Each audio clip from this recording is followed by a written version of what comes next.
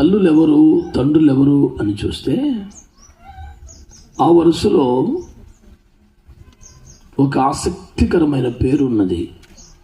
ఆ పేరు రూతు.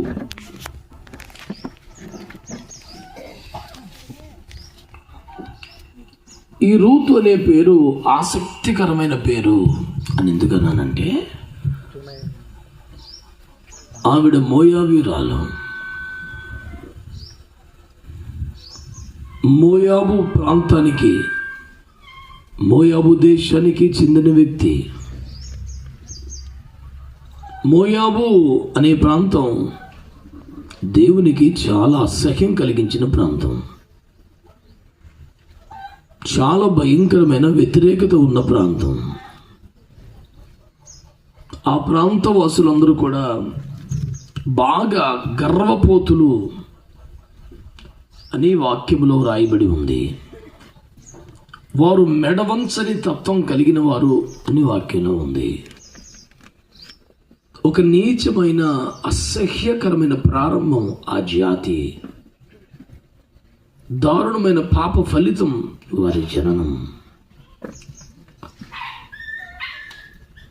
వారి స్వభావాన్ని బట్టి, వారి భయంకర పాపాన్ని బట్టి దేవుడు తన ప్రజలైన ఇశ్రాయేలులకు ఏమని ఆజ్ఞాపించాడంటే, మీరు మోయాబీయులతో వియ్యం పొందకూడదు. ఎట్టి పరిస్థితుల్లో కూడా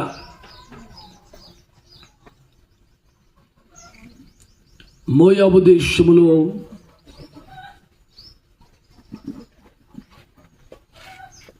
మీరు వారితో సహజీవనం కానీ సంబంధాలు చేసుకోవటం కానీ ఉండకూడదని ప్రభు చెప్పారు. ఇశ్రాయేలీలు మోయాబీలతో ఎట్టి పరిస్థితుల్లో కూడా సంబంధాలు కలుపుకోరు. అది వారికి ఉన్న స్పష్టమైన కఠినమైన ఆజ్ఞ. అసలు వాళ్ళతో మాట్లాడరు, పెద్దగా సహవాసం చేయరు, సంబంధం అయితే అసలే రానివ్వరు.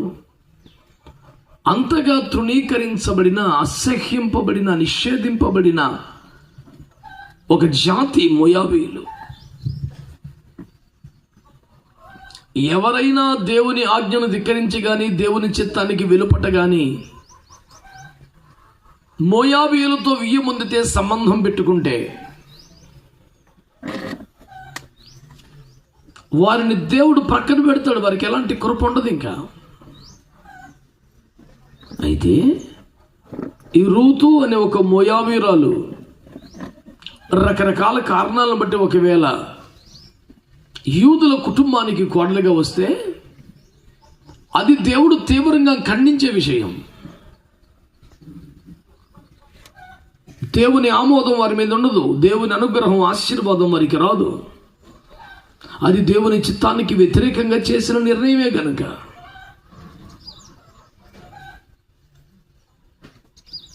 ఈ యూదులే మోయాబు దేశానికి వెళ్ళి అక్కడి సంబంధాన్ని చేసుకున్నారు.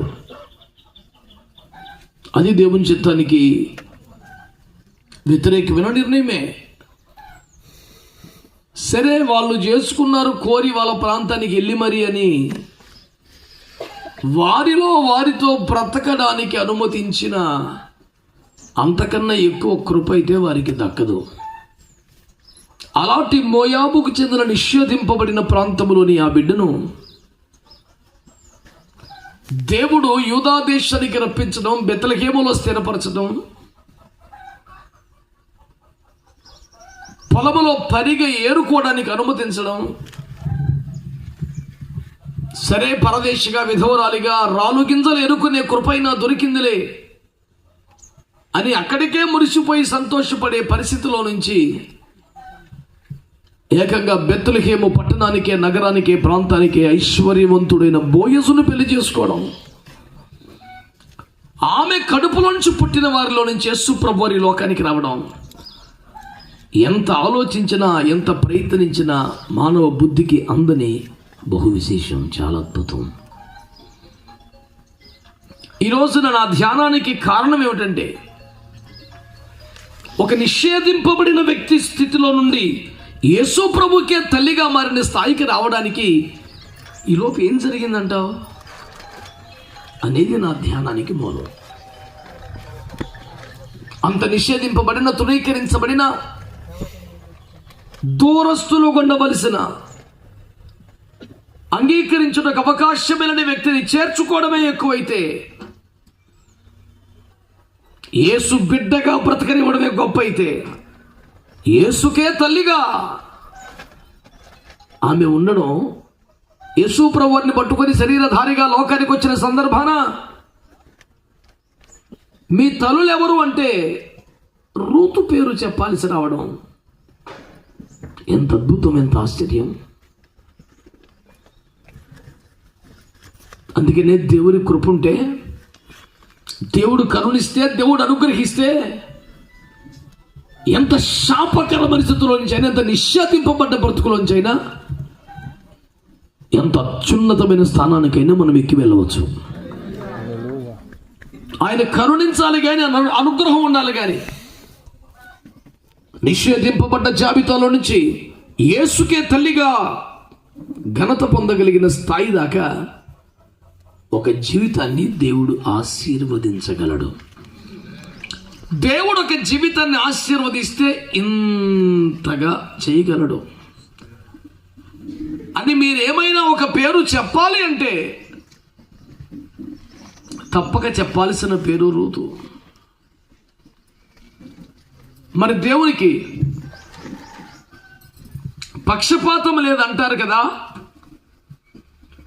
దేవుడు అందరినీ ఒకే రీతిగా ప్రేమిస్తాడు, అందరికీ సమానంగా అవకాశాలు ఇస్తాడు అనేది మీ హృదయ విశ్వాసం అయితే, రూతునంతగా ఘనపరిచిన దేవుడు నీ జీవితాన్ని కూడా అంత అభివృద్ధిని ఇవ్వగలడా? నిషేధించిన రాయి అది మూలకు తలరాయి అని చెప్పగలిగిన పాటి కార్యం నీ జీవితంలో కూడా జరుగుద్దా? అంగీకరించబడితే చాలు అనే స్థాయి నుంచి ఆశీర్వాదమునకు సూచనగా ఉండగలిగిన స్థాయికి ఒక జీవితం రాగలదా? ఈ జీరో నుండి హీరో స్థాయికి రావడానికి ఏం జరిగి ఉంటుంది? లోకమైతే టైం అని, స్టార్ అని, తలరాత అని, ఇంకా చవకగా అయితే నక్కం తొక్కారో అని మాట్లాడుతూ సరిపెడతారు. కానీ ఆశీర్వాదం ఎవరికి ఊరికనే రాదు కదా. చాలా సంవత్సరాల క్రితం సామెతల గ్రంథంలో హేతువు లేని శాపం ఎవరికి తగలదు అనే వాక్యాన్ని నేను వ్యాఖ్యానం చేస్తూ,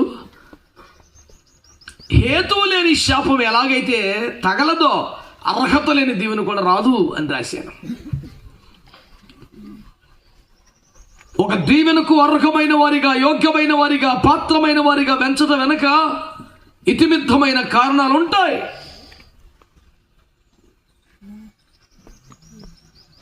దేవుడు చేసిన ఏ చర్య అయినా సహేతుకంగా ఉంటుంది. ఇలా ఎందుకు చేశావు అని ఆయన అడిగేవారు లేరు కాబట్టి ఇష్టానుసారంగా చేయడు, న్యాయబద్ధంగా చేస్తాడు. ఏం చేసినా తనను ప్రశ్నించేవారు ఎవరు లేరు, కానీ అసలు ప్రశ్నించుటకు అవకాశం లేనంత సచ్చీలత, న్యాయం కలిగిన వాడిగా ఉండడం దేవుని యొక్క ప్రత్యేకత. నా పైన ఎవడూ లేడు కాబట్టి నా ఇష్టానికి చెలరేగిపోతాననే విశృంఖల తత్వం దైవతత్వం కాదు కదా.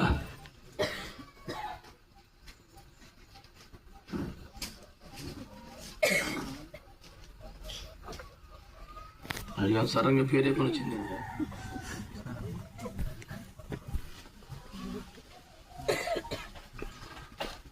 ఇంకెందుకు భోజనాలు గారి బట్టలు వేసుకొని అయిపోయింది, కూటమి ఎవరికి వచ్చేసింది.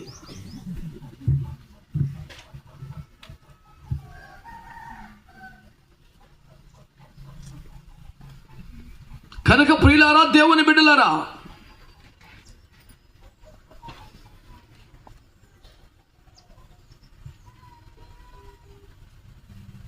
రూతు ఏం చేసింది అలాగే మనము చేస్తే మనకు కూడా అదే కృప రావాలి కదా.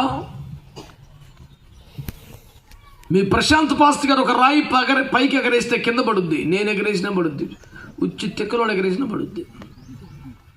దాన్ని ఏమంటారంటే భౌతిక ధర్మం, physical law. There is a law of gravity, భూమి ఆకర్షణ శక్తి. దెర్ ఇస్ అ ఫిజికల్ లా. అది ఎవడు ఎగరేసినా పడుద్ది. అట్లాగే రూతు అంత విస్తారమైన కృప పొందినప్పుడు మనం కూడా పొందొచ్చు కదా. దేవుడికి పక్షపాతం లేదు కనుక ఇదే కృపా కార్యం నాకు కూడా చేస్తాడు కదా అనే విశ్వాసం నాకు కలిగి, అట్లయినా ఏమందము దేవుని పక్షపాతము కలదా అట్లా రాదు అన్న వాక్యంలో రోమా 9 ఉంది కనుక రూతు ఏం చేస్తే యేసుకే తల్లి అయిపోయింది అనే ఆశ్చర్యకరమైన పాఠాన్ని మీ ముందు కొద్ది నిమిషాలు పెట్టాలని నేను ఈ ధ్యానాన్ని మీ దగ్గర తీసుకొచ్చాను. ఒక విధవరాలిగా నిరాశ నిస్పృహలతో బెత్తలకేములు అడుగుపెట్టి తిందాకి తిండి లేక గదిలో పడి మలమల మాడిపోతూ ఎవరి పొలములో కటాక్షణ పొందుకుందునో ఆ పొలానికి వెళ్ళి 4 గింజలు ఏరుకుంటాననే దీనస్థితిలో నుంచి ఆ పొలము యజమానికే భార్యగా, ఆ దేశానికి ఐశ్వర్యవంతులుగా మారి చివరికి యేసుకే తల్లిగా ఉండడం అనేది మామూలు ప్రస్థానం కాదు కదా. ఓ పల్లెటూరులో నిరుపేద కుటుంబంలో పుట్టి ఓ టీచర్ ఉద్యోగం వస్తే ఎంత ఘనత, అదే ఐఏఎస్ అయితే ఇంకెంత ఘనత, యేసుకే తల్లిగా మారితే ఇంకెంత ఘనత. హల్లెలూయా. అందుచేత నిషేధింపబడిన మోయాబీరాలి జీవితం మొదలుకొని జాలిపడవలసిన విధవరాలి స్థితి నుంచి యేసుకే తల్లిగా మారిన మహోన్నతమైన ప్రస్థానమును గురించి కొన్ని మాటలు మీ దృష్టికి తీసుకొస్తున్నారు. మీరు చక్కగా వాటిని ధ్యానించి అలాగే మీరు కూడా చేస్తే మాట తప్పని ప్రేమ కలిగిన యేసయ్య రూతుకిచ్చినంత ఆశీర్వాదాన్ని నీకు నాకు ఎవరికైనా ఇవ్వడానికి సిద్ధంగా ఉన్నాడు. ఆమేన్. ఈ సంఘ క్షేమాభివృద్ధి కొడికెలో ఏదో ఒక క్షేమస్థితి కొద్దో గొప్ప అభివృద్ధి కనబడటం కాదు, ఏకంగా రూతు సాధించినంత అభివృద్ధి మీరంతా సాధించాలి అనే మంచి మనస్సాక్షితో ఈ వాక్యం ద్వారా మీకు పరిచర్య చేస్తున్నాను. కృపగల దేవుని ఆత్మ ఈ ధ్యానము ద్వారా మనందరినీ ఆశీర్వదించునుగాక. ఆమేన్. ఆమేన్. ప్రియులారా, దేవుని బిడ్డలారా, రూతు గ్రంథం 1వ అధ్యాయం చూడండి. అందరూ కొన్ని అనుభవాలను మీ ముందు పెట్టే ప్రయత్నం చేస్తాను. రూతు గ్రంథం 1వ అధ్యాయం 4వ వచనం. వారు మోయాబు స్త్రీలను పెళ్లి చేసుకొనిరి. వారిలో ఒక దాని పేరు ఓర్పా, రెండవ దాని పేరు రూతు. వారు ఇంచుమించు 10 సంవత్సరములు. దేవుని బిడ్డలారా, మీరంతా గమనించండి, శ్రద్ధగా నా మాటలు వినండి. వింటున్న వారు ఒక స్తోత్రం చెప్పండి యేసయ్యకి. హల్లెలూయా. హల్లెలూయా. ప్రియులారా, దేవుని బిడ్డలారా, మీరు ఈ మాటలను కానీ శ్రద్ధగా వింటే దేవుని బిడ్డలైనటువంటి ఎలీమెలెకు నయోమి తన 2 కుమారులతో పాటు మోయాబు దేశానికి బుద్ధి గడ్డి తిని అక్కడి గడ్డి తింటాకి వెళ్ళారు. ఆ పనికి మన నిర్ణయం, బుద్ధిహీనమైనటువంటి పాపిష్ట చర్య వలన వాళ్ళు తగిన మూల్యం చెల్లించుకున్నారు. ఇంటిలో 3 మగోళ్ళు చచ్చిపోయారు. అయితే అక్కడికి వెళ్ళిన తర్వాత కరువు వచ్చిందని బెత్లెహేములో, దేవుని ఇంటిలో కరువు వచ్చిందని, సంఘములో క్రైస్తవ భక్తుల విశ్వాసుల శ్రమ వచ్చిందని, ఇక్కడుంటే చచ్చిపోతామని అక్కడికి వెళ్తే బతుకుతామని అక్కడికి వెళ్ళి చచ్చిపోయారు. విచిత్రం ఏంటి తెలుసా? సత్యం ఎక్కడే ఉంటామని ఎవడు చావలా. మామో ఇక్కడుండి చచ్చిపోతాం, అక్కడికి వెళ్తే బతుకుతామంటే అక్కడికి వెళ్ళి చచ్చిపోయారు. చాలా మంది ఇలాగే ఉన్నారు. ఇవాళకి ఇన్ని జరిగినా సరే, చిన్న కష్టం వస్తే, చిన్న శ్రమ వస్తే, చిన్న బాధ వస్తే, అమ్మమ్మ వల్ల కదా మళ్ళీ లోకంలోకి వెళ్ళిపోతాం, మళ్ళీ విగ్రహాలలోకి వెళ్ళిపోతాం, మళ్ళీ వ్యభిచారం చేస్తాం, మళ్ళీ మద్యపానం చేస్తాం, లోక సంబంధులకు ఇష్టానుసారంగా బతికేస్తామని భక్తిలో నుంచి, పరిశుద్ధతలో నుంచి, ప్రార్థనలో నుంచి, బెత్లెహేములో నుంచి, రొట్టెలలో నుండి, సహవాసంలో నుండి, సంఘములో నుండి లోకానికి, పాపానికి, పాపిష్ట జీవితానికి దిగజారిపోతున్న వారు చాలా మంది ఉన్నారు.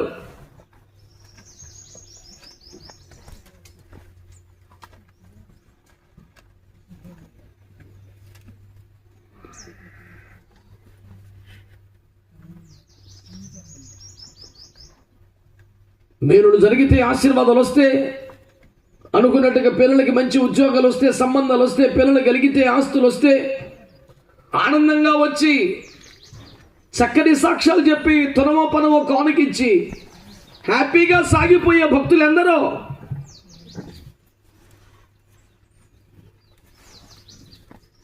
చిన్న శ్రమ, చిన్న కష్టం రాగానే ఆ దేవుడు ఏం చూశాడు, మాకేం చేశాడు? దేవుడి మీదే అలిగే ఒక వింతైన బ్యాచ్ క్రైస్తవులు ఉన్నారు. కప్పలన్నీ పోయి చెరువు మీద అలిగినాయి అంటే చెరువుకి ఏమన్నా నష్టమా అండి? మేము మీ చెరువులో ఉండి బెక్కబెక్కలు ఆడుతూ ఉంటేనే నీ చెరువు కలకల్లాడుతోంది, మేమే లేకపోతే చెరువు బోసిపోద్ది. మా విలువ గుర్తించి మొసలుకు పిచ్చేసాలు ఏమో కానీ కప్పలన్నీ చెరువుకు వార్నింగ్ ఇస్తే చెరువు స్పందించలేదట. ఈ చెరువుకు బాగా పోజు ఎక్కువైంది, దీన్ని పోజు అనసాలంటే మనం వెళ్ళిపోదాం పదా, ఉంటే మన విలువ తెలియదని కప్పలన్నీ చెరువును వదిలిపెట్టిపోయింది అంట. ఆ రాళ్ళ కిందకి, చెట్లకి, పుట్లకి ఉభయచర జీవి కదా కప్ప ఏడని బతుకుద్ది. అది చాలా మంది క్రైస్తవులు అంతే కదా, సన్నిధులు ఎంత హాయిగా ఉండగలరు, సినిమాలు కూడా ఎంత హాయిగా ఉండగలరు, మంచి ఆత్మాభిషేక కూటంలో ఎంత బాగా ఉండగలరు, పనికి మళ్ళీ డ్యాన్సులు చోట అక్కడ కూడా హాయిగా ఉండగలరు. ఇదంతా కప్ప బ్యాచ్. ఇది నేలలో బతుకుద్ది, రాయి కింద బతుకుద్ది. క్రైస్తవుడు చేపలు అంటాడు, నేలలో ఉంటే బయటకు వస్తే బతకలేడు. దానికి 100 లాజిక్లు అక్కర్లేదు. చేప నేలలో అయితే బతుకుద్ది, బయట తీసుకొస్తే పోవటమేక. ఒడ్డుకు రాగానే విలువలాడిపోద్ది, కొంచెం దూరం వెళ్తే చచ్చిపోద్ది. నేనుండాలేనయ్యా అని పాడి దానికోసమే, వల్ల కాదు. ముసలి, క్రొకడాయిల్ చాలా బలమైన జంతు. అద్దును దొరికితే సింహాన్ని కూడా చంపేస్తుంది. అది ఏ మాత్రం పట్టు దొరికిందా ఏనుగును లాగేస్తుంది అది. కానీ దాని బలమంతా నీళ్ళలోనే సుమా. తీసుకొచ్చి ఒడ్డు మీద పెడితే ఒకరోజుకి అలా తగ్గుతూ ఉంటుంది దాని బలం. ముసలి బలం నీళ్ళల్లోనే, చేప చలాకితనం నీళ్ళల్లోనే. క్రైస్తవుడి బలం, క్రైస్తవుడి ఊపు అంతా దేవుని సన్నిధిలోనే. దేవుని వదిలిపెడితే బయటకు వచ్చి ఇంకేముండదు. బండ సందుల్లో ఉన్నప్పుడు శాంసన్ సింహాన్ని చీల్చి అవతల పడేశాడు, సంఖ్యలు తెంపి అవతల పడేశాడు. బండ సందులో వదిలేసి ఇంకో ఊరు సందు చూసుకున్నాడు, నాశనం అయిపోయాడు ఆ రోజుతో. అది ఆఖరి రోజు జీవితానికి. అడ్ర సమాజంలో ఎవడో బాగుపడ్డావు. కుదురుగా సంఘంలో ఉంటే, సన్నిధిలో ఉంటే, సహవాసాలు ఉంటే అడు బాగుపడతాడు. కానీ ఎవడు శ్రీకాకుళం సామెతలకు పొంగితే బూర్లే తప్పడం అన్నట్టు మేలు జరిగితేనేమో కానీ పట్టుకోలేం మనం. అటు తప్పటి ఎంత దూరం కొడతాడు, ఎవరిని కూర్చున్నాడు చర్చిలో. చిన్న కష్టం వచ్చిందే ఇక ముఖం చూడలేం మనం. చర్చికి రాడు, పాస్ గారు ఇంటికి వెళ్ళాలి. ఏమ్మా ఎందుకు రావట్లేదు నాన్న, ఏమైంది రాండి, ఏం చేశాడు దేవుడు మాకు అనాలాడు. అట్టంటేనే కానీ అన్న వరకు ఉంది. ఎందుకంటే యోబు గారి భార్య, ఇంకెందుకులేండి మనకు దేవుడికి వదిలేండి, ఇంక ప్రార్థన చేస్తున్నారు, ఇంకా వదిలే బాబు అనొచ్చుగా. అట్టంటలా నువ్వు కచ్చి తీర తిట్టు, దేవుణ్ణి తిట్టి చచ్చిపో, దేవుణ్ణి తిట్టకుండా మట్టుకి సాగు అని చెప్పి చాలా కఠినంగా, క్రూరంగా, దుర్మార్గంగా, ఆవేశంగా మాట్లాడింది. ఎందుకంటే నువ్వు దేవుడు అన్నవాడు మేలు చేయాలి, కీడు చేస్తే నువ్వెందుకు నిన్నే తిట్టేస్తాను అవసరమైతే. దేవుని ప్రేమ బాగా ఎరిగిన వాళ్ళు కనుక, దేవునితో బాగా సన్నిహిత సంబంధం ఉంది కనుక తిట్టి అంత ధైర్యం వచ్చింది. ఈ నోరు పాడు కానీ ఎట్ట తయారయ్యావు? భర్త దగ్గరికి వచ్చి చెప్పే మాటలు అయ్యానా? నువ్వు చచ్చిపోతావు, ఎలాగో చచ్చిపో, కానీ చచ్చే ముందు దేవుణ్ణి ఖచ్చితంగా తిట్టి చచ్చిపో. ఆ తిట్లని నేను ఆనందంగా బతికేస్తాను. నువ్వెంత ఉత్తమం వెళ్ళాలి తల్లి.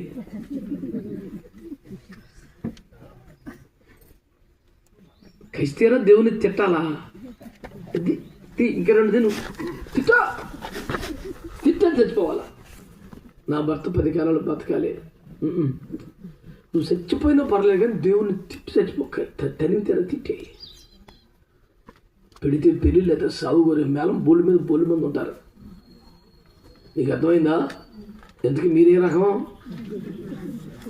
నాయకులు చూస్తాం కదట. మేలులు చేస్తే, అద్భుతాలు చేస్తే, ఆశీర్వాదం చేస్తే, అది ఇది ఎత్తే అబ్బా ఈలాటి ప్రభు మరి లేడు ఇళ్ళలోన హల్లెలూయా. మంచి ఉద్యమ కూటం అనుకున్న పని జరగలేదా? అయిపోయి దేవుళ్ళే తిట్టేస్తారు వీళ్ళు. ఎందుకంటే కయ్యూనికి, బిలాముకి, ఇస్కరియోతు యోధా కూడా వారసులు ఉండాలని కోరుకునే ఒక మంద భూమి మీద ఉంది కనుక వీళ్ళు అట్టుంటారు. ప్రభు వీళ్ళందరికీ మారు మనసు దయచేయను గాక. అందుచేత దేవుని బిడ్డలారా, రూతు ఏం చేసినందుకు యేసుకే తల్లిగా మారింది. ఆ ప్రాంతానికి ఐశ్వర్యవంతురాలి జాబితాకు వచ్చింది. ఆ ఊరికే పెద్ద మనిషి బోయజునే పెళ్లి చేసుకునే ఘనతకి ఎలా తాను ఎగబాకింది అని మీరు అడిగితే అందులో మొదటిది, వీరు బుద్ధి గడ్డిదిని గతిమాని అక్కడ తగలబడ్డా ఆవిడ మాత్రం అద్భుతమైన దేవుని కృపలో ఆత్మీయుల ఇంటికి చేరింది. అందరూ అనండి హలో, ఆత్మీయుల ఇంటికి చేరింది అనండి. సులువుగా ఉందా? నీకు ఒక ఆమెతో సరిపెడితేట చెప్పండి. మొదటి మాట ఏంటి? ఏం తిట్టున్నారు వీళ్ళు? మొత్తం బంధించేశారుగా, అందరినీ మాట్లాడుకొని చేశారుగా. ఎంత డాక్టర్ గారుగా గప్చూపరు ఉంటాడు ఇక్కడ. నోరు తెరిచే ధైర్యం చేస్తాను ఊరి మీద. ఏం చేస్తాడు? ఎందుకు వచ్చిన స్తోత్రం, దేవునికి స్తోత్రం, హల్లెలూయా. రూతు యొక్క మొదటి చర్య మీరు చూస్తే, సీలో నుంచి హీరోకి వచ్చే ఒక రేంజ్ ఎక్కడ ఉందరా బాబు అని అడిగితే లైఫ్ టర్న్ అయ్యేది. అద్భుతం ఏంటంటే ఆమె ఆశీర్వాదానికి తొలిమెట్టి ఏంటి తెలుసా? ఆత్మీయుల గృహానికి చేరింది అనండి. ఎక్కడ విగ్రహారాధన లేదో, ఎక్కడ భ్రష్టత్వం లేదో, ఎక్కడ వ్యభిచారం లేదో, ఎక్కడ దిగజారుడుతనం లేదో, ఎక్కడ సృష్టికర్త అయిన దేవుణ్ణి ఆరాధిస్తారో, ఎక్కడ దేవుణ్ణి ఆత్మతో సత్యమతో ఆరాధిస్తారో, ఎక్కడ కనబడే రూపాన్ని కాక వినబడుతున్న దేవుని వాక్యమును ఫాలో అవుతారో అలాంటి ఒక ఆత్మీయ గృహానికి చేరింది. లైఫ్ టర్న్ అయింది అక్కడ. జీవితం మలుపు తిరిగింది అక్కడ. నేను అంటున్నాను బిడ్డలారా, నీ జీవితమైనా నా జీవితమైనా ఎవరి జీవితమైనా 0 నుండి అత్యధికమైన ఆశీర్వాదానికి చేరాలి అంటే దానికి 100 పద్ధతులేమీ లేవు. దానికున్న ఒకే ఒక్క పద్ధతి ఏంటి తెలుసా? మనము దేవుని ఇంటికి చేరాలి, ఆత్మీయ గృహానికి రావాలి. అనండి, అందరూ ఎక్కడికి రావాలి? ఆత్మీయ గృహం, ఆత్మీయ కుటుంబం అంటే దేవుని బిడ్డలారా సంఘమే, మందిరమే. సంఘం అనేది ఒక ఆత్మీయ కుటుంబం. మనకి పుట్టిల్లు ఉంటుంది, అత్తవారి కుటుంబం ఉంటుంది, ఏమంటే కన్నవారి కుటుంబం ఉంటుంది, ఇరుగు పొరుగు కుటుంబాలు ఉంటాయి. కానీ ఆత్మీయ కుటుంబం అంటే దేవుని సంఘం. దేవునికి స్తోత్రం కలుగునగా. చెప్పండి హల్లెలూయా. నువ్వు ఎన్ని అంతస్తుల డాబాలో ఉన్నా, ఎంత ఖరీదైనటువంటి కోట్ల రూపాయల గృహంలో ఉన్నా, నువ్వు దేవుని ఇంట్లో ఉన్న లెక్క రాదు కదా. ఇదివరకండి చిన్న ఇంట్లో ఉండేవాళ్ళని పెద్ద ఇంటికి వెళ్ళామండి, ఇదివరకు గుడిసెలో ఇప్పుడు డాబాలోకి వచ్చామండి. కరెక్టే. నువ్వు దేవుని గృహానికి చేరావా? ఆత్మీయ గృహానికి చేరుకున్నావా? దేవుని వాక్యము తేటగా తెలియజేస్తున్న మొదటి మాట, రూతమ్మ ఆశీర్వాదకరమైన అద్భుత ప్రస్థానములో మొదటి మాట ఏమిటంటే ఆత్మీయ గృహానికి చేరుకున్నారు. అంతే, దశ దిశ మొత్తం తిరిగిపోయింది. లైఫ్ టర్న్ అయిపోయింది అంతే. ఇందులో పెద్ద బుర్రభద్ర కూడా రాకెట్ సైన్స్ ఏం లేదు. ఆత్మీయ ఇంటిని వదిలిపెట్టిన వాళ్ళు 3 చచ్చిపోయారు. ఆత్మీయ ఇంటికి వచ్చిన పిల్ల స్టార్ట్ తిరిగిపోయింది, నీచు రక్తం ఇచ్చేది. హల్లెలూయా. దేవుని ఇంటిని విడిచిపెడుతున్న వారి గతం అలాగా ఉంది, దేవుని ఇంటికి చేరుతున్న వారి వ్యవహారం ఎలా ఉంది?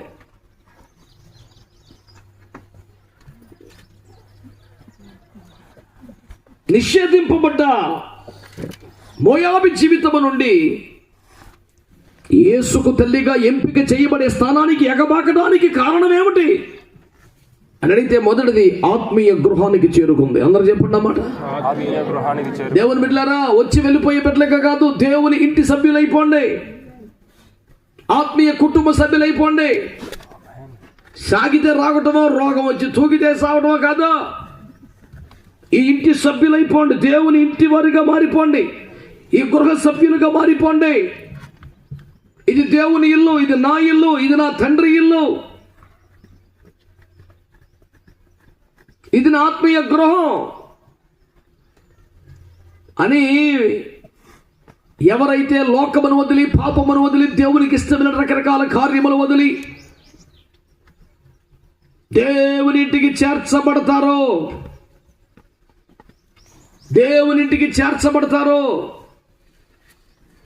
వారి లైఫ్లో ఇక మహర్దశ పట్టుకున్నట్లు లెక్క. దేవునికి స్తోత్రం కలుగునుగాక. హల్లెలూయా. దేవునింటికి చేర్చబడ్డం ఎలాగని అడుగుతారేమో. అపోస్తుల కార్యముల గ్రంథం 1వ అధ్యాయం 41లో అనుదినము రక్షించబడుతున్న వారు సంఘమునకు చేర్చబడుచుంటిరి అని రాశాడు. అంటే రక్షణ పొందడం ద్వారా దేవుని ఇంటికి చేరుకుంటాం మనం. దీనికి కొత్త కొత్త వింత వింత పద్ధతులు ఏమీ లేవు. నువ్వు మారు మనసు పొందాలి. ఇంతవరకు నేను జీవితం అంతా నాకు తెలిసినట్టుగా, నాకు వచ్చినట్టుగా, నాకు నచ్చినట్టుగా జీవించాను. ఇక మీదట అలా కాదు. దేవా నువ్వు చెప్పినట్టు ఉంటాను ప్రభా, నువ్వు చెప్పినట్టు చేస్తాను ప్రభా, శాయశక్తిలా ట్రై చేస్తాను ప్రభా, దీనికి కూడా నువ్వే సాయం చేయి ప్రభా అని దేవుడిపై ఆధారపడి అప్పగించుకొని దేవుని లైన్లోకి వచ్చేసి మారు మనసు పొంది బాప్తిసం పొందేస్తే నువ్వు దేవుని ఇంట్లో చేరిపోయినట్టే. స్తోత్రం చెప్పండి. చెప్పరా అందరూ? ఇప్పుడు మీరు చెప్పండి సార్. మీ గొర్రెలు మీ స్వరం ఏంటి ఏమో మరి కాపరంటే అంతేగా. ఎవరు పడతారు చెప్తే మేము వినాం. మా పాచికలు చెప్తేనే వింటామని మీ తీర్మానం చూడు. అది ₹1,00,000 సూపర్. దాన్ని కాపాడుకోండి. దానికి మించింది లేదు భూమి మీద. నేను ఆడికెళ్ళి చెప్పేది మాలంటలో వస్తాం పోతాం పట్టించుకోబాకంటారా బాబు, మీ పాచికల్ని ఫాలో అవ్వమని చెప్తాను. అవునా కదా? ఏడపని చెప్పేది అది సూత్రం. మేము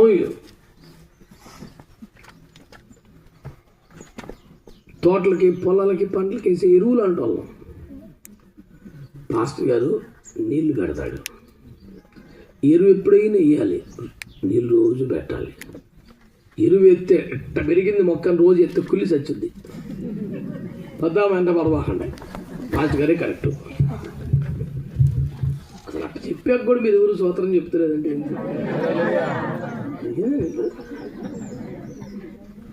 మౌనమునీశ్వరులారా మీకు ప్రణామములు. సంతోషించాము. చేతులెత్తి స్తోత్రం చెప్పొచ్చుగా. మీ పొదుపు మనం కిస్మిస్లో చేయవలసిందిగా తెగ్గొనేశారు బట్టలప్పుడు.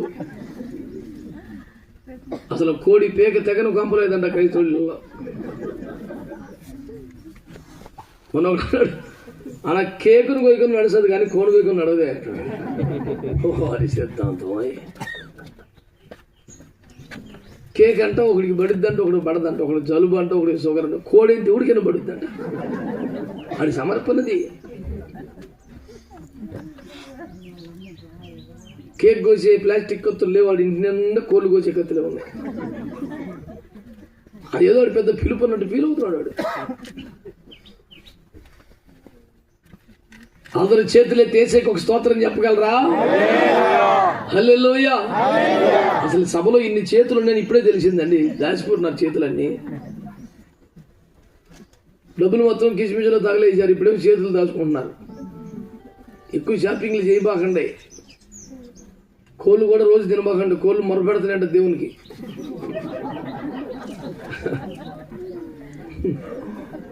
ఏమండి అయ్యారు నవ్వుతారు ఏంది? ఎవరికి అంత లేదా పశువులు యెహోవాకు మొరపెడుతున్నాయి అని సొంత మాటలు ఏం చెప్పలేదండి. దేవునికి స్తోత్రం. ఎన్ని కలిసి మొర్ర పెడితే ఆ మొర్ర దేవుడి దగ్గరికి వెళ్ళి ఇక్కడ దాకా వచ్చింది. చూడయ్యా, కాయగూరలు ఏం మొర్ర పెడతలేదు, వాటిని కోసుకోండి. ఎవరు అసలు మొర్ర పెడుతున్నాయి ఆపండి బతికించమని మరొక వినపం మా దాకా వచ్చింది. దేవునికి స్తోత్రం కలుగునగా. మొదటి పాయింట్ ఏంటో అందరూ చెప్పండి. ఆత్మీయ గృహమునకు చేరాలి. ఆ కుటుంబ సభ్యులు అయిపోవాలి. మనం ఏదో అవసరం రావటం, ఏదో కొంచెం పేనం బలుపుతో వచ్చి దండం పెట్టుకెళ్ళిపోవటం అలా కాదు.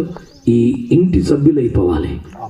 దేవుని గృహమునకు, ఆత్మీయ గృహమునకు చేరడం అంటే ఏమిటంటే బాప్తిస్మము పొందటం అనండి. అనుదినము రక్షణ పడుతున్న వారు సంఘమునకు చేర్చబడుచుండిరనే వాక్యములు ఉన్నది కదా.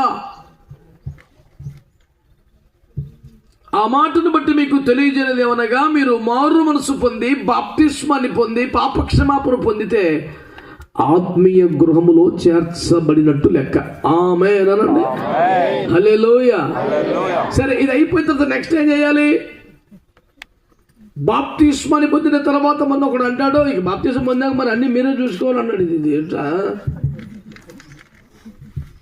బాప్టిజం మొదట అంటే స్కూల్లో అడ్మిషన్ తీసుకోవటం, రోజు కుదురుగా వచ్చి బాగా చదువుకొని పాస్ అవ్వాలి, అంతేగాని మరి మీ స్కూల్లో చేరా నేను కానీ పాస్ అవ్వ చూస్తా అంటే జోబులో బొమ్మలు పెట్టుకుని తిరుగుతున్నావు రవిడిగా ఉల్టా మమ్మల్ని బెదిరిస్తే నువ్వు కుదురుగా వచ్చి చదువుకోవాలి కదా, చెప్పిన పాఠాలు వినాలి కదా, నోట్సులు రాయాలి కదా, వీకెండ్ టెస్టులు మంత్లీ టెస్టులు అన్నీ రాసి పాస్ అవ్వాలి కదా. నువ్వు స్కూల్లో జాయిన్ చేస్తే మమ్మల్ని మెహర్బానీ చేస్తే ఎలా కుదురుతుంది? బాప్తిస్మము ద్వారా ఏమవ్వాలి? దేవుని ఇంటికి ఆత్మీయ గృహమునకు చేర్చబడాలి. ఆమె సరే చేరిపోయి ఏం చేయాలి? అదే అధ్యాయంలో నుంచి 14వ వాక్యం చదివి పెడతారా?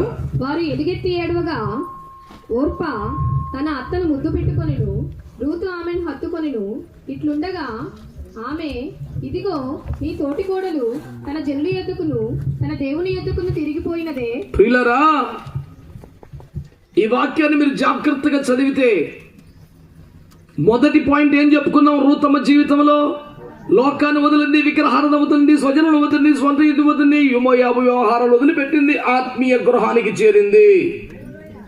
ఆత్మీయ గృహానికి చేరడం అంటే బాప్తిస్మాన్ని పొంది సంఘములో నాటబడటం.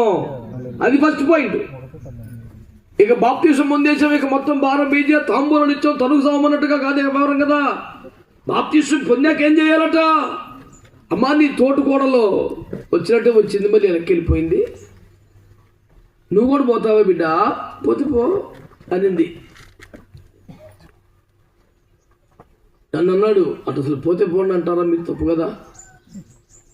మీరు ప్రేమించాలి, ఆదరించాలి, పోయేవాడిని కూడా పానివ్వకూడదు, అడ్డం పడాలా, లోపల తీసుకురావాలా. అసలు నీకు ఉంచాలని ఉద్దేశం లేదు, పంపించేద్దామని మనసు ఏముంది? నువ్వేం పాస్ట్ కలిపి నా మీద కలపడ్డాడు. ఒరే అట్ట కాదురా, బైబిల్ అట్టు ఉందిరా, నువ్వు కూడా వెళ్ళిపోతావా అని చెప్పేసి నవ్యం అడిగిందిరా. అట్టకి యేసుప్రభు కూడా అడిగాడు, మరి వెళ్ళిపోంటారా బాబు అన్నాడు. ఎవరు వెళ్ళమనలేదు, మేము ఉండిపోతాం బాబు అని గోలు పెట్టారు. నువ్వు ఆల్రెడీ బట్టలు చదివేసుకొని చెప్పులో కాలేసుకొని ఎడుగుని మళ్ళీ నా మీద కలపడతావేంట్రా అని చెప్పాడు. వెళ్ళిపోయాడు. వంకలేనమ్మ డొంకటి కెడుతుందంట. వీడికి ఏదో పాయింట్ కావాలి, ఇప్పుడు పాస్ట్ క్యారెక్టర్ అన్నారు కాబట్టి వెళ్ళిపోయాడంట. కాలని ఎప్పుడో బట్టలు చదివేశాడు లోతుగాడు. ఏదో అబ్బరం ఒక మాట అన్నాడు, నువ్వు వెళ్ళిపోండ్రా అంటే అబ్బరం ఏమనాలి? ఎగిరి గంతేసి మా అయ్య అట్టు ఉండాలి, తండ్రి అంటే నువ్వేం చెప్పేసి, అత్త అంటే నువ్వేం చెప్పి ముద్దటి వెళ్ళిపోయింది ఆ పిల్ల. కానీ రూతం ఏముందంటే, అమ్మా నిన్ను హత్తుకున్నాను. ఆత్మీయ గృహమునకు చేరడం, బాప్తిస్మాన్ని పొంది సంఘములో చేర్చబట్టం మొదటి పాయింట్ అయితే. రెండవది ఆత్మీయ తల్లి సంఘ కాపరులను హత్తుకోవడం రెండో విషయం. దేవునికి స్తోత్రం చెప్పండి.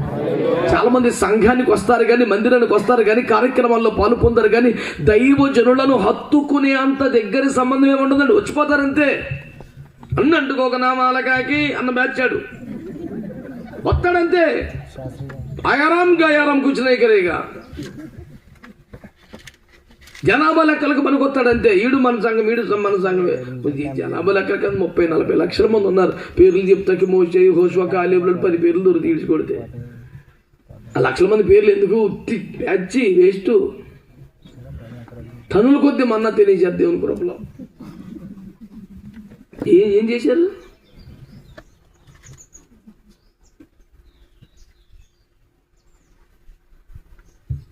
యోబు గ్రంథం 66 పుస్తకాల్లో ప్రాచీన పుస్తకంగా ప్రఖ్యాతి పొందింది.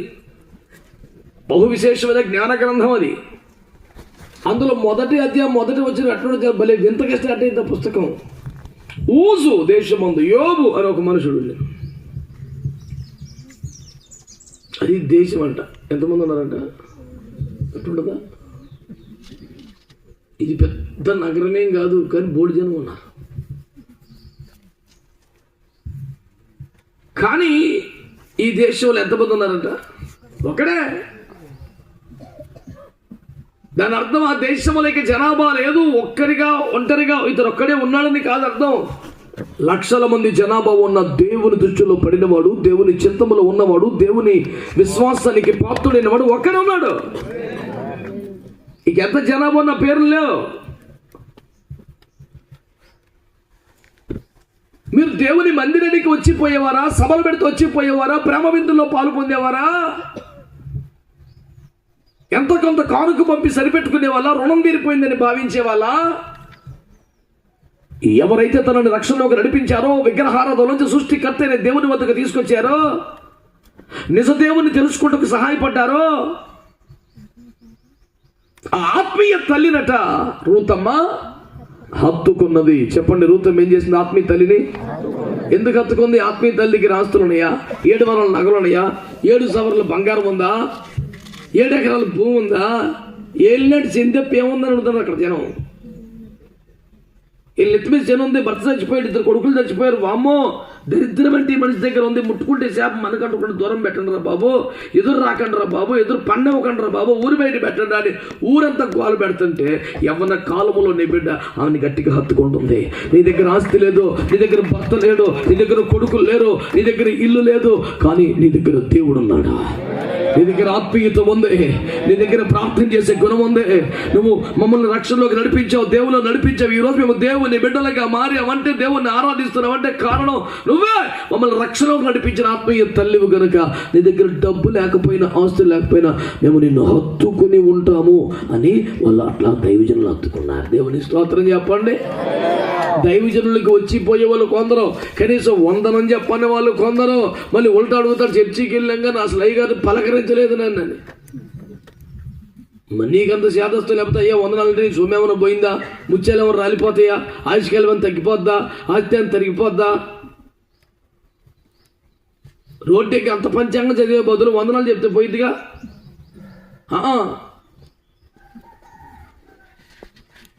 వందన్న మాట్లాడతాడు కానీ వందనాలు చెప్పడం.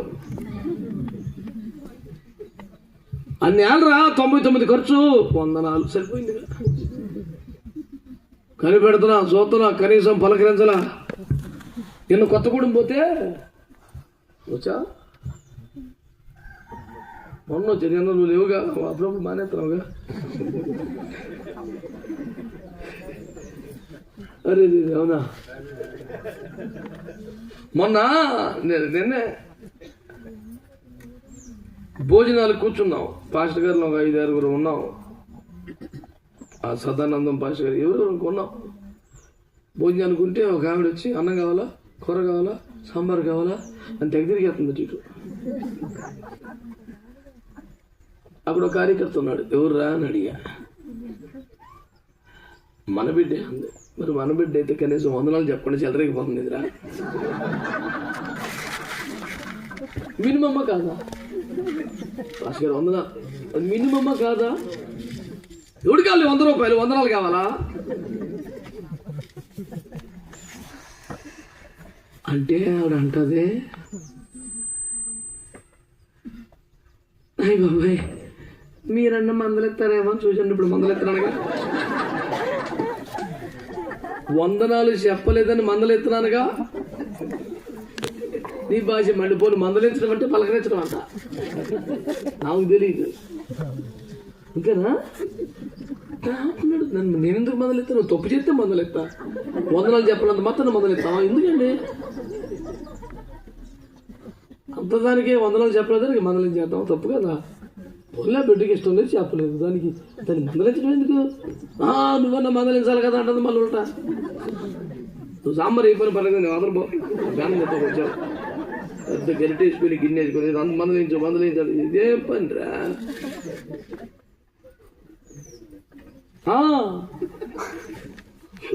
నాకు నిన్న చిన్నపాటి తెలుగు భాషతో నాకు సిలివేసింది. నాకు అర్థం ఇదే పిల్లకి మాట్లాడుతుంది. ఈయన సదరు కార్యకర్తలు శరణం వేస్తే ఆడు తోచుకెళ్ళిపోయి బయటికి వెళ్ళా మాట్లాడ బాగా. నీకేం మాట్లాడతా కుదురు సత్తలేదు. రాక మనూరు వస్తే నువ్వు మందలించాలి కానీ ఆయన నన్ను ఎందుకు మందలిస్తావురా అంటే మళ్ళీ ఆడు ఉల్టా మాట్లాడుతున్నాడు. అదేం పలకరంతా. ప్రభు అందరినీ కాపాడు. మన బిడ్డ అంటే వందనాలు చెప్తారుగా, కనీసం వందనాలు చెప్పండి. మన బిడ్డ ఎట్ట ఇద్దా అన్నా నేను. అదే నువ్వే మందలించాలిగా అన్నా. ప్రభు అందరినీ కాపాడు కాక. అసలు నీ సుమ్మే పోయింది ఆమె అంటాకి. అమ్మ గంటకోసారి నోరు తెలిసి అన్నమాట తింటారా మీరు? ఒక ముద్ద పెట్టుకుంటే గంట నోరు తెరవాలని మీరు తింటారండి. వంటలు చేయించుకుంటున్నాయా ఎంత వీలిపోతుంది అంతేలే. అందరూ యేసయ్యకి స్తోత్రం చెప్పండి. చేతులు ఎత్తారా? స్వరం కూడా ఎత్తారా? దేవునికి స్తోత్రం కలుగునగా. మొదటిది ఆత్మీయ గృహమునకు చేరుకున్నది అనండి. రెండు ఆత్మీయ తల్లిని హత్తుకున్నది అనండి. ఆత్మీయ తల్లి అంటే పాస్టమ్మ గారనే కాదు అర్థం. అక్కడ తల్లి అయినా పాస్టర్ గారైనా పాస్టమ్మ గారైనా ఆ పదం ఎందుకు వాడంటే ఆయన తండ్రి కదా. మరి ఆయన వలన పోషణ పొంది, ఆయన వలన కృపలు పొంది, ఆయన వలన సమస్తం పొంది పిల్లలకు అందించుచున్న తల్లి బాధ్యతలో సంఘ కాపరి ఉంటాడు గనక పాస్టర్ గారినైనా పాస్టమ్మ గారైనా తల్లి స్థలంలో చూస్తారు. ధన్యమిచ్చు తల్లి తన సొంత బిడ్డను గారమిచ్చినట్లుగా మేము మీ మధ్య సాధువులమై ఉంటామని మొదటి దశలోనికి పత్రిక 2:7 పౌలయ్య గారు చెప్పారు గనక తల్లి పాత్ర, తల్లి బాధ్యత సంఘ కాపరులు పోషిస్తారు గనక పాస్టర్ గారితోనైనా పాస్టమ్మ గారితోనైనా క్రైస్తవుల సంఘ బిడ్డల సంబంధం ఎట్లుండాలంటే వచ్చిపోయినట్టుగా నమస్కారం చెప్పినట్టుగా ఉండకూడదు, హత్తుకునేట్టుగా ఉండాలి అనండి గట్టిగా. ఎలా ఉండాలి సంబంధం? హత్తుకున్నంత సన్నిహిత సంబంధం. చాలా మందికి వందనాలు చెప్తారు అంతే, అవి కొంతమంది అది కూడా చెప్పరు. వస్తారు, కూర్చోడు, లేచి వెళ్ళిపోతారు. ఎవడు రమ్మని ఎవడు బొమ్మన్నాడు? నీకంత మనసు లేకపోతే వందనాలు చెప్పి అంత కూడా ఇష్టం లేకపోతే ప్రేమగా పలికించే మనసు లేకపోతే రావడం దీనికి అసలు ఎవడు రమ్మన్నాడు? నీ మానస మందిరానికి నువ్వే మహారాజు కదా, కొంపలో కూర్చో, నీ కూర్చొని నువ్వు ఏ రోజు కన్నా ఎక్కువ ఎవడు కాదన్నాడు?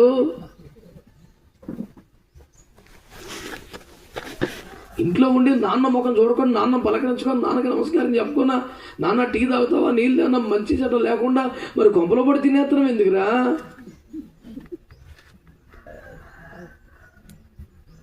ఆత్మీయ తల్లిని హత్తుకోవాలి అనండి.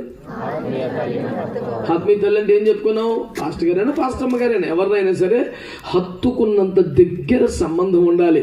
ఏదో దూరం నుంచి చూడటం, అటు వెళ్ళిపోవటం, ఆ బాబుతో పని చేయదు. అట్టా అయితే రాపోయినా లాస్ లేదు, ఎందుకంటే వచ్చినందువల్ల లాభం లేదు కనుక. ప్రభు మిమ్మల్ని కాపాడును గాక. ఫస్ట్ పాయింట్ ఏం చెప్పుకున్నామండి? మీరు దాదాపు చాలా చెప్తాను, అవన్నీ మీరు కంటతో పెట్టుకోవాలి. అప్పుడే మర్చిపోయి అలసిపోయినట్టుగా నోరు ఆవరించేస్తే పని అవుదాం. దేవుని స్తోత్రం. ఫస్ట్ పాయింట్ ఏంటంటారు? రెండోది ఏంటంటారు? మూడో పాయింట్ 16వ వచనం. అందుకు రూతు నా వెంబడి రావద్దనియు నన్ను విడిచిపెట్టుమనియు నన్ను బ్రతిమాలు కొనవద్దు. నీవు వెళ్లి చోటికే నేనును వచ్చేదను, నీవు నివసించు చోటనే నేను నివసించెదను. నీ జనమే నా జనము, నీ దేవుడే నా దేవుడు. నీవు మృతి పొందు చోటను నేను మృతి పొందేదను, అక్కడనే పాతి పెట్టబడదును. మరణము తప్ప మరి ఏదైనను నిన్ను నన్ను ప్రత్యేకించిన ఎడల యెహోవా నాకు ఎంత కీడైనను చేయునుగా. దీనిని ఏమంటారంటే ఆత్మీయ తల్లితో నిబంధన చేసింది అనండి. నెంబర్ 1 ఆత్మీయ గృహమునకు చేరింది అనండి. 2 ఆత్మీయ తల్లిని హత్తుకున్నది అనండి. 3 ఆత్మీయ తల్లితో నిబంధన చేసింది. ఈ 3వది చాలా కష్టం అండి. పాస్టర్ గారిని పాస్టమ్మ గారిని బాగా ప్రేమిస్తూ గౌరవిస్తూ వాళ్ళని హత్తుకున్నంత చక్కగా బ్రతుకుతున్న బిడ్డల్లో కూడా చాలా మంది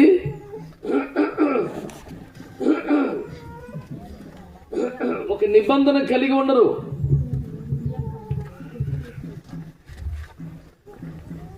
నిబంధన అనండి. నిబంధన అంటే మరి ఏమో కాదండి, ఒప్పందం, ఒక అగ్రిమెంట్ చేసుకోవటం. ఏంటో ఒప్పందం? నీ దేవుడే నా దేవుడు కనుక నీ జనమే నా జనము, నివసిస్తాను, మరణిస్తాను, మరణం ఎడబాపాలుగా నిన్ను మాత్రం విడిచిపెట్టి వెళ్ళను అనే ఒక నిబంధన అగ్రిమెంట్ చేసేసాను. స్తోత్రం చెప్పండి, అందరు చెప్పండి హల్లెలూయా. ఇప్పుడు యేసుదాస్ గారి దగ్గర ఒక స్థలం ఉంది, అమ్మాలనుకున్నారు, నేను కొనాలనుకున్నాను. పాస్టర్ గారు ఎంతకి ఇస్తారంటే ఇంత రేట్ అన్నారు. అయ్యా అందాక మరి ఒక 50,000 ఉన్నాయి, అడ్వాన్స్గా ఉంచండి, మిగతా తెచ్చి తీసుకుంటాను అన్నాను. సరే అన్నారు. అగ్రిమెంట్ చేయబట్టి చేయను అంటాడండి. 50,000 కమ్మగా తీసుకుంటాడంట, నీకే అమ్ముతానులే బెంగ పెట్టుకోక అంటాడంట. అగ్రిమెంట్ పెట్టమంటే మాత్రం ఎందుకు తెలుసా, అంతకన్నా మంచి రేటుతో ఇంకోటి గమ్మేసే ఉద్దేశం ఉంది, 50,000 మొహాన్ని కొడతానని. నీ 50,000 నాకేం అక్కర్లా, ఇచ్చి కొడతా అని లోపల ఉంది.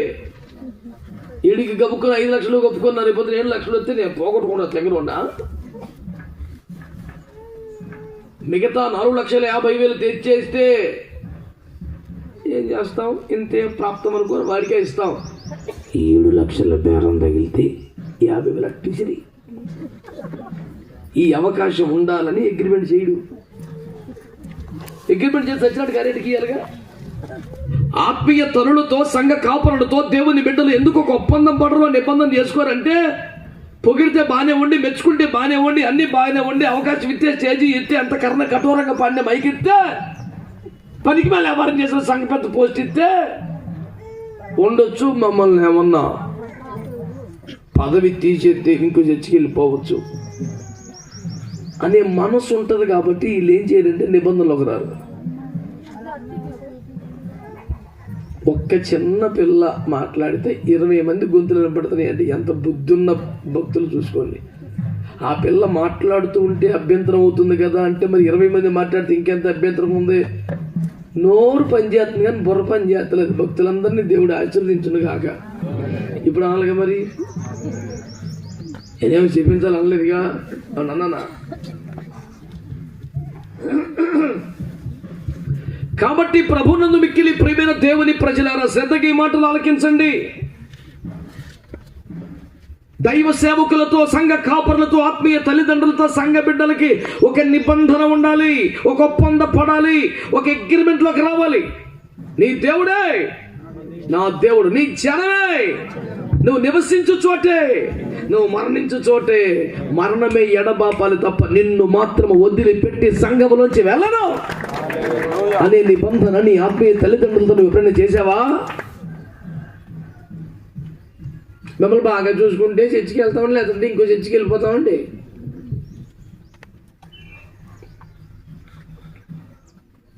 వాళ్ళు బాగుండాలని కోరుకుంటే చాలదు, వారు బాగుపడాలని ప్రార్థన చేస్తే చాలదు, వాళ్ళని బాగా చూసుకోవాలంట. మేం కాబట్టి చర్చికి వస్తున్నాం, మేం కాబట్టి ఇన్ని సంవత్సరాలుగా క్రమంగా వస్తున్నాం, మేం కాబట్టి ఇంత నమ్మకంగా కానుకలు ఇస్తున్నాం మాని శావనాశనమే పొద్దా, సంఘనాశనమే పొద్దా, నువ్వే బాగుపడిపోతావో ప్రాక్టీస్ చేసి చూడరాదు ఒకసారి. పరలోక రాజ్యంలో ప్రవేశించాలంటే ఇన్ని రూల్స్ ఉన్నాయి బైబిల్లో అని నేను ఒకరోజు వాక్యం చెబుతున్నా. పరలోక రాజ్యంలో ప్రవేశించాలంటే నీటి మూలముగా, ఆత్మ మూలంగా తిరిగి జన్మించాలి. అలా ఒక్కొక్కటి చెప్పుకుంటూ వస్తున్నా, బైబిల్లో ఉన్నాయి నేరుకొచ్చి. ఒకటి సీరియస్ లేదు, ఎట్టయితే నేను రానండి పరలోకం. చర్చిలో ఇదేంటి రండి, అన్ని రూల్స్ ఏంటండి, ఎట్ట కుదురుద్ది, ఎట్ట కట్టండి అయ్యానో భయనో బొత్తుకి తీసుకెళ్ళాలా, ఇదేంటి రూల్స్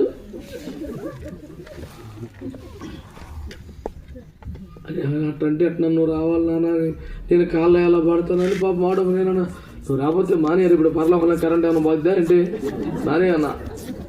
ఆడికి గీజ కొట్టేసుకుంటున్నాడు.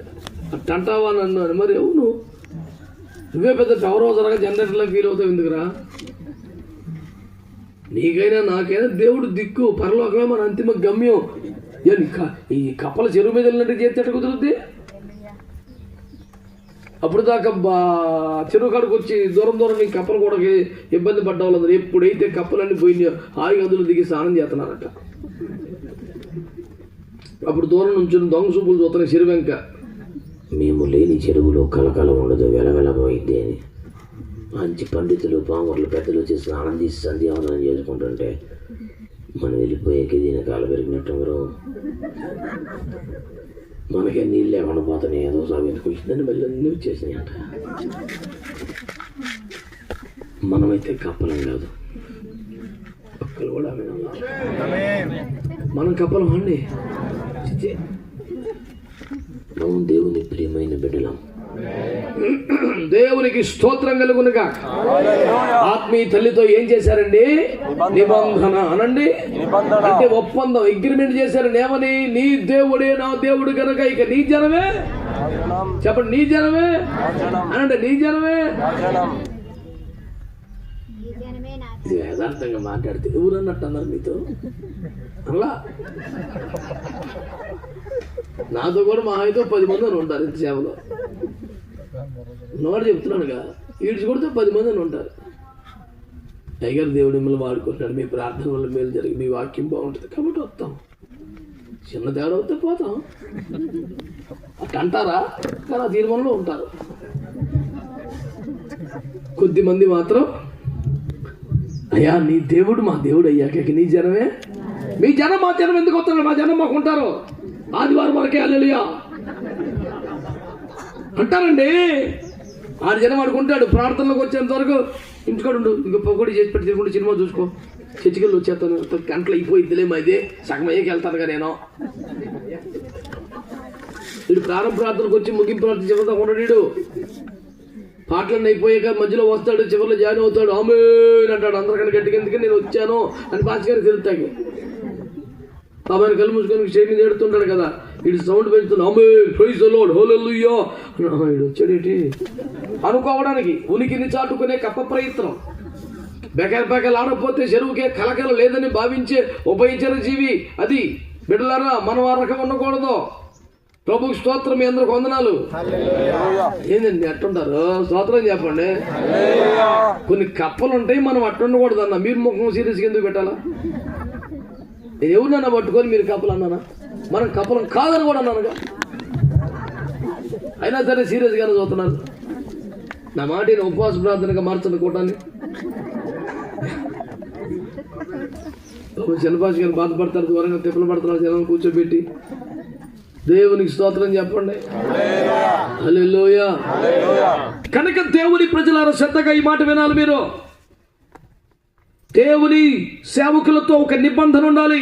అయ్యా నీ జనమే నా జనం. లేదండి మా వాళ్ళు ఒప్పుకోరండి, మా వాళ్ళు ఒప్పుకోరు. దేవుని వాక్యంలో చెప్తుందా మనలో? మరి వాక్యం ఒప్పుకోదు కానండి, మా వాళ్ళు అసలు ఒప్పుకోరండి. మళ్ళీ మీ వాళ్ళు ఎవరు? మరి మా వాళ్ళు మాకుంటారుగా. ఎవరు? కులాన్ని బట్టి నిర్ణయాలు తీసుకునేవారు, మతాన్ని బట్టి మాటలు చెప్పేవాళ్ళు, డబ్బును బట్టి వ్యవహారాలు నడిపేవారు, పొగిడితే ఒక రకంగా పట్టించుకోకపోతే ఇంకో రకంగా చేసేవాళ్ళు. వీళ్ళందరూ మా వాళ్ళు అండి. ఒకసారి ప్రభువు నమ్మాక రక్షణలోకి వచ్చాక మారుమనసు పొందాక బాప్తిసం నూరిక సంఘానికి కట్టుబడ్డ తర్వాత మా వాళ్ళు ఎవరో? ఇక మీరే, దేవుడే, దేవుని సంఘమే, దేవుని ఇల్లే, దేవుని బిడ్డలే అనాలి కదా. అబ్బే అట్లాగే ఉండదు. నీ దేవుడే నీ దేవుడు, మా దేవుడే మా దేవుడు, నీ జనమే నీ జనం, మా జనమే మా జనం. ఇదేం బాపతండి? వాక్యం ఏమనుంది? నీ దేవుడు నా దేవుడు అయ్యాక ఇక నీ జనమే. మాకు వేరే జనం అంటారు. సెంటర్లో కూర్చున్నారు కొంతమంది. మా కులానికి వాట్సాప్ గ్రూప్ ఉందిగా, ఆ కులంలో పెట్టి ఆ పిల్లకి సంబంధం అని మా కుల పిల్లలందరూ బోర్డు మంది కాల్ చేశారు. నేనేమన్నానంటే, మీకు ఇస్తాం కానీ పెళ్లి మట్టికి మా అయ్యగారు చేసేలా ఒప్పుకోండి, ఆ తర్వాత నువ్వు ఏడకి పని మేము పట్టించుకో. సంఘంలో పరువు పోయింది. మళ్ళీ మేము చర్చి మానేసి మళ్ళీ విగ్రహంలోకి రాలేంగా, తెల్లారి చెండ మళ్ళీ చర్చికి వెళ్ళాలంటే సిగ్గా ఉండిద్ది మాకు. అందుకని ఆ తూతు మంత్రం తొమ్మకాయ మంత్రం చెట్టు మీద దయ్యం నాకేం భయం అని ఆ పాస్టర్ గారితో పెళ్లి చేయించేస్తే ఇక ఆ తర్వాత సండే నుంచి ఆ లేడ తగలబడ్డా మాకు ఇబ్బంది లేదు. ఎంత అద్భుతం భక్తులండి. నీ దేవుడే కాబట్టి నీ జనమే. మన జనం మనకు సభ్యులున్నారా? కాగా మనము చనిపోయిన బ్రతికిన ప్రభు వారమై ఉన్నాం. ఒక్క శరీరమందలి అవయవాలంగా మారిపోయాం. ఆమేన్. లోకం నుండి వేరైపోయాం, ప్రత్యేకించబడ్డాం, పరిశుద్ధ సహవాసంలోకి వచ్చాం, దేవుని ఇంటి వారం అయిపోయాం, ఇప్పుడు దేవునికి సమీపస్థులం అయిపోయాం. ఇక మా వాళ్ళు అంటే ఆత్మీయులే. కులం లేదు, మతం లేదు, జాతి లేదు, వర్ణం లేదు, వర్గం లేదు, ఆత్మీయత ఒక్కటే. వాళ్ళు మనలాగే ప్రభుని నమ్మారా? అయితే మన వాళ్ళే. మనలాగే బాప్తిసం పొందారా? అయితే మనలాగే ప్రసాదం పొందారా? మన వాళ్ళే. మనలాగే యోగ్యంగా బలలో పాల్పొందారు మన వాళ్ళు. మనలాగే సంఘ క్రమంలో ఉన్నారు మన వాళ్ళే. మనలాగే ఆత్మీయ నడిపింపులు ఉన్నారు మన వాళ్ళే. ఇక అంతే, ఇంకో తగులేదు.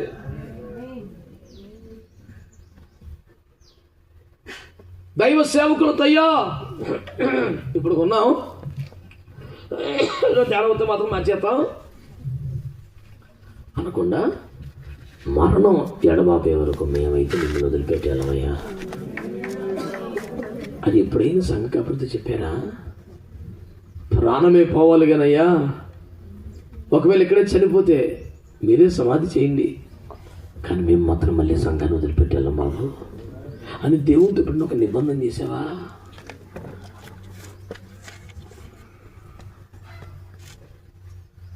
నీకు అంత అనుకూలంగా ఉంటే రావడం, నిన్ను మెచ్చుకుంటే రావడం, కోప్పడితే మానేయడం. నిబంధన లేని బ్రతుకు క్రైస్తవ బ్రతుకు కాదు.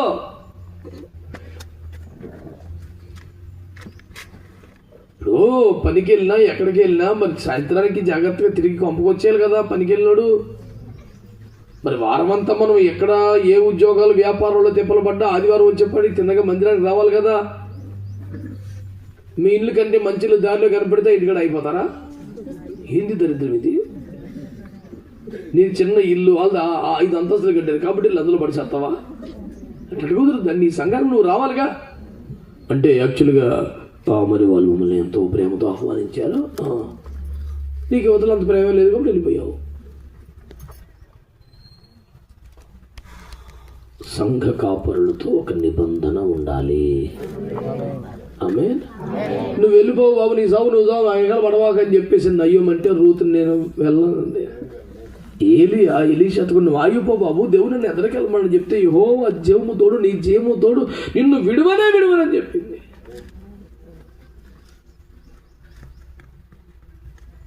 కనుక దైవ సేవకులతో సంఘ కాపురులతో మనకి ఏముండాలి చెప్పండి? అమ్మా నేను సంఘాన్ని విడిచిపెట్టను, దేవుణ్ణి విడిచిపెట్టను, మిమ్మల్ని విడిచిపెట్టను, వేరే చోటకి వెళ్ళను, సొంతంగా ఏమీ చేయను, మీతోనే ఉంటాను, చివరి వరకు సహవాసులు ఉంటాను, నమ్మకం మా కుటుంబంలో మంచి చెడ్డ అన్ని మీ చేతుల మీద జరగాలి, మేమైతే మిమ్మల్ని సంఘాన్ని వదిలిపెట్టి వెళ్ళము అని ఒక తీర్మానం చేసుకోవాలి. దాన్ని వాళ్ళకి చెప్పాలి సేవకులకి. దాన్ని ఏమంటారంటే నిబంధన చేయటం అనండి. ఇంతవరకు చేయకపోతే ఒకవేళ ఇప్పుడైనా చేయండి. ఆమె చెప్పగానే పేయించినాడని చెప్పి భోజనం చేస్తాం కాదు. పాస్టర్ గారు చేయబట్టుకొని, పాస్టర్ గారు దేవుడు ఈరోజు వాక్యం ద్వారా మాతో మాట్లాడాడు, మేము మీతో నిబంధన చేస్తున్నాము, ఇక మరణమే ఎడబాపాలు తప్ప మిమ్మల్ని కానీ సంఘాన్ని కానీ మేము విడిచిపెట్టము, ఇది మా తీర్మానం, ఇది దేవుని ఎదుట మీతో చేయుచున్న నిబంధన అనే అనుభవానికి మీరు రావాలి. దేవునికి స్తోత్రం కలుగునుగా. హల్లెలూయా. 1 ఆత్మీయ గృహానికి చేరింది, 2 ఆత్మీయ తల్లిని హత్తుకుంది, 3 ఆత్మీయ తల్లిదండ్రులతో నిబంధన చేసింది. ఆమేన్. ఇక 4వ మాట 2వ అధ్యాయం 3వ వచనం. కాబట్టి ఆమె వెళ్ళి పొలములోనికి వచ్చి చేను కోయువారి వెనుక పొలములో ఏరుకొనెను. ఆ పొలములో ఆమె పోయిన భాగము ఎలిమెలేకు వంశపు వాడైన బోయాజుది. బోయాజు బెత్లెహేము నుండి. దేవునికి ఒక మంచి స్తోత్రం చెప్పండి. హల్లెలూయా. ఆత్మీయ గృహమునకు చేరింది, ఆత్మీయ తల్లిని హత్తుకుంది, ఆత్మీయ తల్లితో నిబంధన చేసింది. ఇక 4వది ఏం తెలుసా? పొలములో పని ప్రారంభించింది అనండి. దాన్ని ఏమంటారంటే పరిచర్య చేయటం మొదలుపెట్టింది అనండి. ఇక కూర్చోలే, మరి మీ ఊరు తీసుకొచ్చావు, నేను చిన్నపిల్ల నాకేం తెలుసు, నువ్వే మరి మీ ఊరని తీసుకొచ్చావు కదా, మరి మీ ఊరు కదా, మరి నా తిండి సంగతి ఏంటి, నా బట్ట సంగతి ఏంటి, నా మంచి చెడ్డే, నా అవసరం ఏంటని అత్తగారిని అడిగితే న్యాయమే. అసలు అదేం దుర్మార్గమైన కోరికేం కాదు కదా. కానీ తానే ఎవని పొలములో కనికరమును పొందగలను అని ఆ పొలానికి వెళ్ళిపోయింది. కోయవారి పరల వెనకాల మిల్లిగా చేరింది, రాళ్ళు గింజలు ఏరడం ప్రారంభించింది, పరిచర్య ప్రారంభించింది అనండి. సంఘానికి వస్తున్నావుగా, ఇన్నేళ్ళు అయిందిగా, ఒక నిబంధన చేసే స్థాయికి వచ్చావుగా, మరి వచ్చిపోయే బిడ్డకి ఎందుకుంటున్నావు? సంఘం అనేది దేవుని ఇల్లు కాదా, తండ్రి ఇల్లు కాదా, మరి అందులో మనం కుటుంబ సభ్యులం కాదా? మరి కుటుంబ సభ్యులు చిన్న పిల్లలు కూడా ఏదో ఒక పరిచర్య చేస్తారు కదా. మాకు చిన్నప్పుడు అండి మోటారు బావులు లేవు, మావులు నేల బావులో నీళ్లు తోడుకోవటమే, 2 కర్రలు వేసి గిలకేసేవాళ్ళు నీళ్ళు తోడడానికి. మోటార్ ఆ స్విచ్ నొక్కితే వచ్చేసే సౌకర్యం కాదు. 3 పిల్లలు, అక్క, అన్నయ్య, లాస్ట్ నేను. గదులన్నీ తొడవటం, అంట్లన్నీ కడగటం మా అక్క డ్యూటీ. నీళ్లు చేదిపోయటం మా ఇద్దరిలో. ఇవాళ నీళ్లు చేదిపోసే డ్యూటీ అయితే మిగతా దుప్పట్లు మడత పెట్టడం, కూరగాయలు తీసుకొస్తాం, బయట పనులన్నీ అన్నయ్య. ఆ రోజు రేపు నేను అవి చేస్తే అన్నయ్య నీళ్ళు తోడటం. చిన్నోడికైనా పెద్దోడికైనా ఆడపిల్లలకైనా మగపిల్లలకైనా ఏదో చిన్న చిన్న బాధ్యతలు ఉంటాయి కదా. ఎందుకుంటాయి? కుటుంబం కనుక. అదే చుట్టాల పిల్లడు వచ్చాడు కదా, పిల్ల ఆడికెంత పని చెప్తున్నావు, నువ్వు కూర్చోనా, నువ్వు ఆడుకో. మనకు అలా ఉంటే ఇష్టం. అంటే సొంత కొంపలోనే చుట్టాల పిల్లల బతకడు. ఏం బతికేది? అన్నేం పని చేయరు, బాబు నువ్వు ఆడుకో, నీకేది ఆడికి చెప్తాడు నువ్వు చెయ్యి అని కోప్పడి ఆడు హాయిగా కూర్చొని ఆడు కూర్చున్న కాడికి అన్ని అందిస్తుంటే ఏదో హాస్పిటల్ పేషెంట్కి ద్రాక్ష పళ్ళు నిన్ను ఉతికిచ్చినట్టుగా అన్ని కింద కూర్చొని తింటా ఉంటాడు. అలా కుటుంబ సభ్యులు అలా చేస్తామండి. ఏదో చేయగలిగిన పని చిన్న వయసు పిల్లలైతే వాళ్ళ తగ్గ పనే ఉంటుంది, పెద్ద వయసు వాళ్ళకి వాళ్ళ తగ్గ పనే ఉంటుంది. మేము ముగ్గురు చిన్న చిన్న పొత్తులు చేసినా మా మమ్మీకి అసలు రోజంతా పని ఉంటానే ఉండేది. నా స్థాయికి పని అవ్వకుంటుంది. డాడీ చేసే డాడీకి ఉంటాయి. కొంచెం యవనస్తులు అయిన తర్వాత మా ఇంట్లో మా ప్రహరీ గోడ లోపల 8 కొబ్బరి చెట్లు ఉండేవి. మా నాన్నగారు ఏం చేశారంటే 3 కొబ్బరి చెట్లు మా అన్నయ్యకి, 3 కొబ్బరి చెట్లు నాకు ఇచ్చాడు. ఏంటి ఇస్తామంటే కానీ ఇప్పుడు ఆ కాపు డబ్బు మనకి ఏమైనా ఇస్తలేదు. ఒకటిదే, అరే ఈ చెట్లు 3 నీరా, రే ఈ చెట్లు 3 నీ, ఆయన 2 ఉంచుకున్నాడు ఆయన పేరు మీద. అంటే ఈ 3 చెట్లకి చుట్టూ తవ్వడమైనా, పాదులు చేయటమైనా, ఏర్లు నరకటమైనా, ఉప్పు గడతమైనా, నీళ్లు పోతమైనా, మొబలోకి వెళ్ళి మందు కొడతామైనా ఇదంతా మన డ్యూటీ. 10th క్లాస్కి వచ్చాక గాడిదలాగా ఏమాత్రం చెప్తే ఇంకెందుకురా, మళ్ళీ దానికి అదొక సెట్ అయ్యారు మాకు వెనక. ఇంక మళ్ళీ కొంచెం అమాయకాన్ని మూమెంట్ చూసి ఎవరి చెట్టు ఎక్కువ కాయలు కాస్తే అడిగి ఫస్ట్ ప్రైజ్ అనేవాడు. ఇక చూసుకో తొప్పేసి నీళ్ళు పోసేసి ఉప్పేసేసి. ఇప్పుడు ఏ వయసులో బాధ్యత ఉంటుందా ఉండదా? మాట్లాడరేమండి. ఇది దేవుని ఇల్లా కాదా చెప్పండి, తండ్రి ఇల్లా కాదా? మాట్లాడరే. మనకంటూ బాధ్యత ఉండాలా వద్దా? మనం ఆరోగ్యవంతమైన బిడ్డలమైతే, కుటుంబ సభ్యులమైతే మనకు బాధ్యత ఉంటుందా? మనం చుట్టాల పిల్లలాగా ఉందామా, రోగిష్టి పిల్లలాగా ఉందామా? మాట్లాడరామండి. మరి బాధ్యత ఉండాలి కదండి. పరిచర్యలో చేరాలి అనండి. వచ్చిపోయే బిడ్డలుగా ఉండదు, ఏదో ఒక పరిచర్య చేయండి. మందిరం శుద్ధీకరించటమా, మందిరాన్ని సిద్ధపరచటమా, సౌండ్ ఏర్పాటు చేయటమా, వంటలు చేయటమా, పరిశుద్ధుల కొరకైన పరిచర్య, మందిరపు సేవ, ఏదో.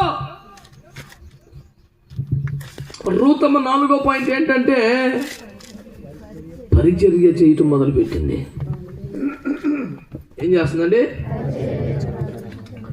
నేను చెయ్యొత్తమని అడగను కానీ మీరు ఏమన్నా మందిరంలో పరిచర్య చేస్తున్నారా?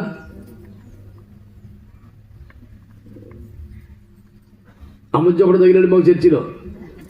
అందరికన్నా ఆలస్యం వస్తున్నాడు, ముందు వెళ్ళిపోతున్నాడు. ఏమన్నా సిగ్గుపడుతున్నాడా, ఏమన్నా ప్రాబ్లం ఉందా? అస్సలు అందరికన్నా లాస్ట్లో వస్తాడు, కూర్చుంటాడు. దేవుడు మిమ్మల్ని దీవించును కాకన్నా. పోలీసుడు వస్తుంటే చూసి దొంగడు పారిపోతాడు, ఎట్టు పోతాడు. ఎట్టు పోతున్నాడని వాడి మీద నిఘా పెట్టా. అసలు దొరుకుతున్న కొరమైన చేపలాగా జారుతున్నాడు. ఆయన దగ్గర ఉన్న ఒకరిని పెట్టా. అసలు వడవేంటి కనుక్కోరా అంటే చాలా టాక్టిక్స్గా న్యాక్గా వెళ్ళి మీరు భలే చక్కగా వస్తారు, వెళ్ళిపోతారు, భలే సింపుల్గా మీరు భలే డీసెంట్గా ఉంటుంది, నాకు నచ్చుతుందండి అని అన్నాడంట. ఇది తెలివేను కూడా కావాలని. ఇది అడనంట. అవునండి, ముందు వస్తే ఏదో పని చేయాలి, లాస్ట్లో ఉంటే మళ్ళీ కుర్చీలు తీయాలి. ఆడు బుద్ధి దొరికింది. వీడు సరిగ్గా అడిగి వాయి వీకి ఇంటికి వచ్చాడు. అయ్యా ఇది ఆడు స్టోరీ, అడిగేం కష్టాలు బాధలు ఇబ్బందులు ఏమి లేవు. ముందు వస్తే ఏదో చిన్న చిన్నగా పరిచయం వెళ్ళి మరి ప్రార్థన అయిపోయేదాకుంటే కూడా కొంచెం ఆ కుర్చీలు తీసేసి మరి కొద్దిగా సహకరించి మరి అన్నాడుగా పాస్టర్ గారు చేయి మీద. ఈ బాధ ఎందుకని పోతున్నాడు? కేవలం కొద్దో గొప్ప పరిచర్య చేయాల్సి వస్తుందని ఆలస్యంగా వచ్చి ముందే పారిపోతున్న ఈ అద్భుత భక్తుడు అసలు అక్కడ దాకా వెళ్తాడా అని డౌట్ నాకు.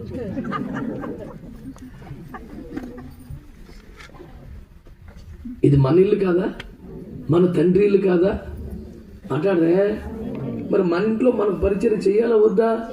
అదేంటండి ఎట్లా తయారయ్యాడు?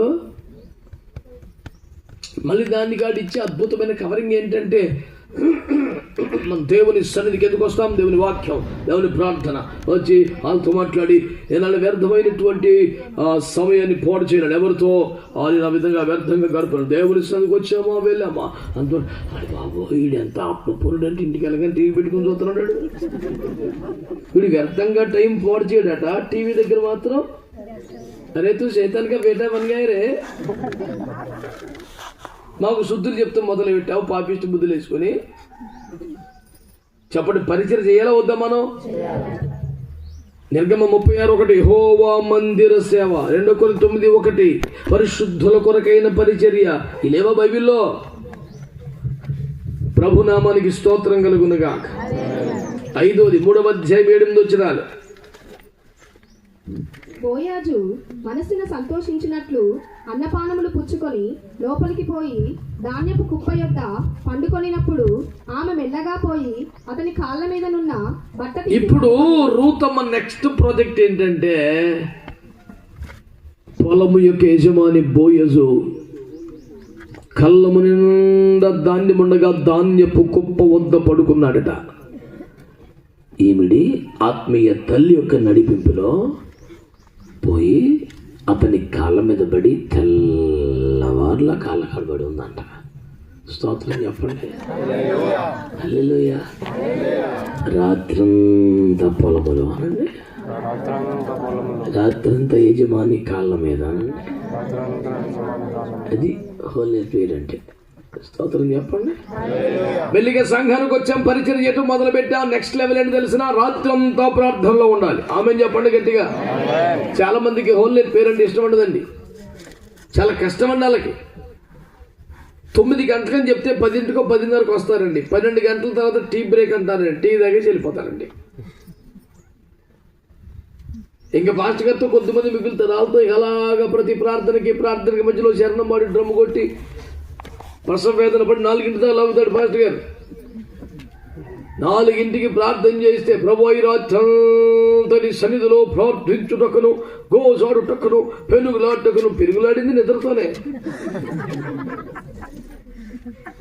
టీ దాకా ఒకసారి, నీళ్ళు దాకా ఒకసారి, నేచినప్పుడు ఒకసారి, మోకాలు వేసి ఒకసారి, డ్రమ్ము కొట్టి ఒకసారి, అందరూ నిలబడి ఓరో పెడుతులో. ఈ సిలువంతా ఏంద్ర ఇడికైతే నిద్ర ఆపుతుంది. నేను అంటున్నాను, రాత్రంతా యజమాని కాళ్ళ మీద ఉందంట. తెల్లారిపటికి లైఫ్ మారిపించారు. దేవునికి స్తోత్రం చెప్పండి. 20 సంవత్సరాలు విదేశాల్లో ఉద్యోగం చేసిన రాని ఆశీర్వాదం యాకోబుకి ఒక రాత్రంతా ఎబ్బోగులు వేడిచి ప్రార్థన చేస్తూ వచ్చేసింది. ఒక రాత్రంతా ప్రార్థన చేస్తుడు, నువ్వు వచ్చే దగ్గర దీవించబడతావు. ఒక రాత్రంతా ప్రార్థన చేస్తుడు, నువ్వు వచ్చే దగ్గర. ఇందులో డౌట్ లేదు. కాబట్టి దేవుని సంఘమా, దేవుని ప్రజలారా, రాత్రంతా ప్రార్థించే అనుభవం. ఆమేన్. నెక్స్ట్ ఏంటి? 4వ అధ్యాయం 13వ వచనం.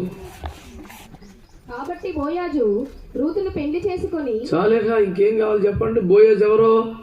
ఆ ఊరు మొత్తానికి ఐశ్వర్యవంతుడు, ఆ పొలము యొక్క యజమాని. ఎవరి పొలములో వెనకాల వెళ్ళి పరిగె ఏరుకొని గింజలు ఏరుకుంటూ నా ఆకలి తీరింది, మా అత్తగారికి 4 గింజలు పెడతానని మురిసిపోయిందో ఆ పొలము యొక్క యజమానినే వివాహం చేసుకుంది. కాబట్టి బోయజు రూతును పెళ్లి చేసుకుంది. అంటే ఏ పొలంలో కూలి చేసుకుని అర్హత కూడా లేక, పనికి ఎవరు పెట్టుకునే స్థితి కాక, విధవరాలు గనక, విదేశీరాలు గనక, అందున మోయాబీరాలు గనక, కూలివారు కూడా పట్టుకెళ్ళిపోగా మిగిలి ఉన్న రాలు గింజలను ఏరుకునే ప్రయత్నం చేసిన బిడ్డ ఏ పొలములో రాలు గింజలు ఏరుకున్నదో ఆ పొలానికి యజమానుడు ఆమెను వివాహం చేసుకున్నాడు. దేవునికి స్తోత్రం కలుగును గాక. హల్లెలూయా, హల్లెలూయా. దేవుని వాక్యాలు మీరు చూస్తే యేసు ప్రభువుని నమ్ముకోవటం, యేసు ప్రభు బిడ్డలుగా మారడం, యేసు ప్రభుని ఆరాధించడం, యేసు ప్రభుని ప్రేమను ప్రకటించడం, ఇవన్నీ అనుభవాలు దాటితే చివరికి యేసునే పెళ్లి చేసుకుని. అంటే ఒక భార్యకి ఏ హోదా, ఏ బాధ్యత, ఏ స్థానం, ఏ అధికారం అప్పగించబడుద్దో రాబోతున్న నూతన యుగములో, పరలోకములో, నూతన లోకాల్లో అంత బాధ్యత, అంత హోదా, తాళపు చెవులు మనకిస్తారట. దేవునికి స్తోత్రం చెప్పండి. హల్లెలూయా. అందరు చెప్పారా? హల్లెలూయా.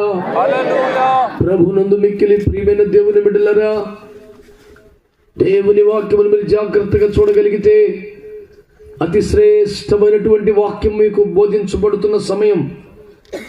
బోయజుకే భార్య అయిపోయింది.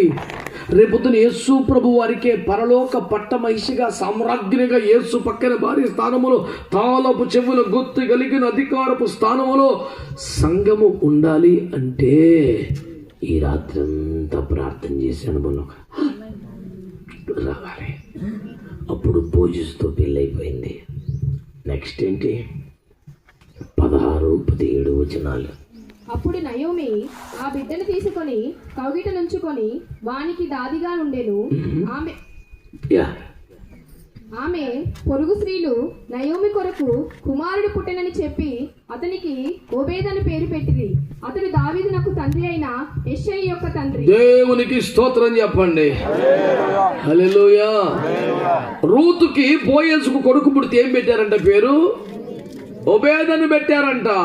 అతను యెష్షయిని కన్నాడు, యెష్షయి దావీదుని కన్నాడు, దావీదు యేసుకు తండ్రిగా నిలబడ్డాడు. దేవునికి స్తోత్రం కలుగును గాక. హల్లెలూయా. రాబోయే నిత్యత్వం అంతట్లో ఈ గౌరవప్రదమైన స్థానం మనకు దక్కాలంటే యేసుకే తల్లిగా తండ్రిగా మారినటువంటి సౌభాగ్యానికి రూతమ్మ వచ్చేసిందంటే దానికి కారణం ఈ 6 అనుభవాలు. ఆత్మీయ గృహానికి చేరింది, ఆత్మీయ తల్లిని హత్తుకుంది, ఆత్మీయ తల్లిదండ్రుల నిబంధన చేస్తుంది, పొలములో పరిచర్య ప్రారంభించింది, రాత్రంతా ప్రార్థనకు ఉపక్రమించింది. అప్పుడు ఆయనతోనే వివాహం, ఎత్తబడే సంఘం. ఇక రాబోయే కొత్త నిత్యత్వం, నూతన ఆకాశం, సృష్టి, వెయ్యేళ్ల పాలంతా నీదే. దేవునికి స్తోత్రం కలుగుతుంది. ఆ రూతు కలిగిన ఆశీర్వాదం మీకు కూడా కలగాలంటే, నాకు కూడా కలగాలంటే ఈ 7 అనుభవాల్లోకి మనం రావాలి. వచ్చి పేబడులుగా ఉండొద్దు. మారు మనసు బాప్తిస్మాలు పొంది ఆత్మీయ ఇంట్లో చేర్చబడండి. ఆత్మీయ తల్లిని హత్తుకుని ఉండండి. మిమ్మల్ని సంఘాన్ని సేవను విడిచిపెట్టి వెళ్ళము అనే నిబంధనలోకి రండి. మందిరములో పరిచయం చేయటం ప్రారంభించండి. రాత్రంతా ప్రార్థన చేశాను మనకి రండి. ఒక అద్భుత గడియలో యేసుతో వివాహమాడే సంఘం ఎత్తబడే కృప పొందుతారు. ఆ తర్వాతకి నిత్యత్వం అంతా మీదే. ఈ కృప రూతుకి ఇచ్చినట్లే దేవుడు మనందరికీ దయచేయనుగాక. ప్రార్థన చేసుకుందామంటారా? కళ్ళు మూసుకొని ప్రార్థన చేద్దాం.